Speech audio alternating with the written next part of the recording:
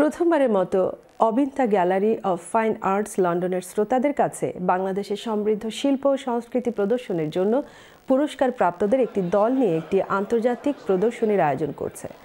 বাংলাদেশের রং শীর্ষক প্রদর্শনীটি লন্ডনের মাইল্যান্ড পার্কে অবস্থিত দ্য আর্ট প্যাভিলিয়নে ২০ নভেম্বর থেকে ১ ডিসেম্বর পর্যন্ত অনুষ্ঠিত হবে।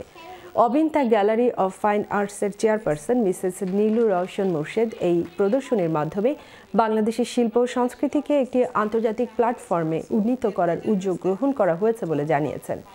প্রদর্শনীতে বাংলাদেশের কিংবদন্তি শিল্পীদের বিশেষ শিল্পকর্ম প্রদর্শিত হচ্ছে। এদের মধ্যে রয়েছেন মনিরুল ইসলাম, রফিকুন নবী, মোহাম্মদ ইউনুস, জামাল আহমেদ, কনক চাপা চাকমা, আনিসুজ্জামান এবং জহুরা সুলতানা।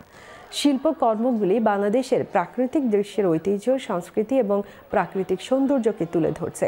প্রদর্শনীর সময় দ্য আর্ট প্যাভিলিয়ন প্রাঙ্গণে একটি একদিনের আর্ট ওয়ার্কশপ এবং আর্ট টক ইভেন্ট অনুষ্ঠিত হবে, যেখানে উপস্থিত দর্শকরা বাংলাদেশি শিল্পীদের শৈল্পিক কৌশলগুলি অন্বেষণ করার সুযোগ পাবেন।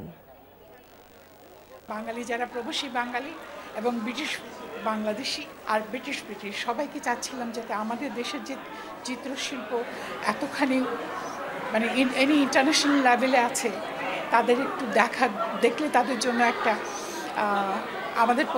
আমাদের দেশের সম্পর্কে একটু ধারণা হবে। সাধারণ পাবলিক ছবি আসলে দেখে অভ্যাস, প্রথম টাইটেল দেখে, তারপরে হি ওয়ান্ট টু ইনভেন্ট।